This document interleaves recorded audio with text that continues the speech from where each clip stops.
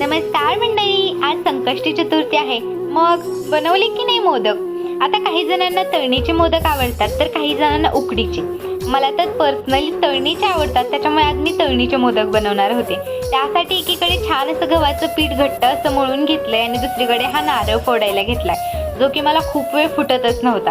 पण फायनली कसा बसा फोडला आणि सारण तयार करून घेतलं. त्यासाठी साखर आणि खोबरे असंच मी सारण तयार केलं होतं. आता दुसरीकडे मोदक बनवते. मोदक साच्यात बनवणं सोपं असतं, पण म्हटलं आता कुठे एवढा कुटाणा करत बसणार, म्हणून मग हातानेच बनवायला घेतले आणि चक्क ते खूप छान सुद्धा झाले.